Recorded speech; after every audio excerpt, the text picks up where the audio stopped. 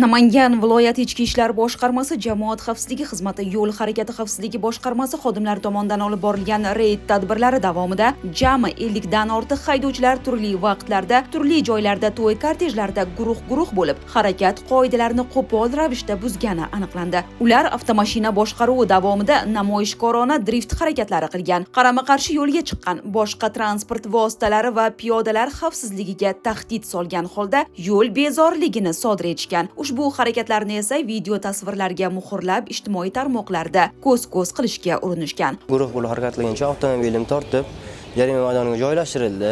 O'sha yerda drift bo'ldi, kortej bo'ldi. Bu to'g'risida bizga chora ko'rildi. Qilganimdan pushaymonman. Boshqa haydovchilarga ham buni tavsiya bermaymiz, sababi yaxshi oqibatga olib kelmasligini biz bugun tushundik.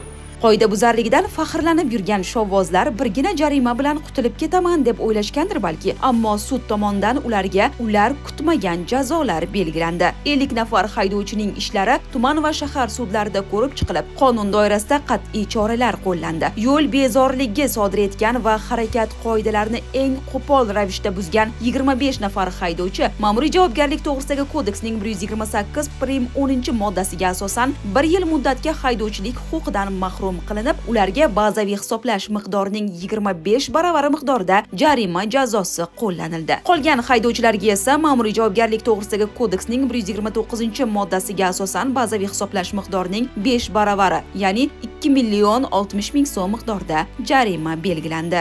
Qaror O'zbekiston Respublikasi ma'muriy javobgarlik to'g'risidagi kodeksi 128-10-modda 1-qismi hamda 129-moddasi 1-qismida ko'rsatilgan huquqbuzarliklarni sodir etgan deb topilsin.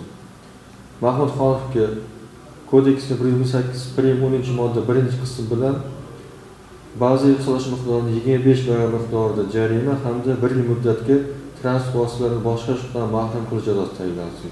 Shovvozlarning avtoshoulari o'zlariga qimmatga tushdi. O'ylaymizki, endi ular avtomashina boshqaruviga o'tirishdan avval bugungi kunlarni bir yodga olib o'tishadi. Hurmatli haydovchilar, yuqoridagi xatti-harakatlar nafaqat qonunga zid, balki insonlar hayoti va xavfsizligiga bevosita tahdiddir. Unutmang, yo'llar erkatoylarning erkaliklarini ko'taradigan o'yin maydonchasi emas. Namangan viloyati Ichki ishlar boshqarmasi jamoat xavfsizligi xizmati yo'l harakati xavfsizligi boshqarmasi xodimlari tomonidan yo'llarda tartib va xavfsizlikni ta'minlashga qaratilgan tadbirlar davom ettirilmoqda.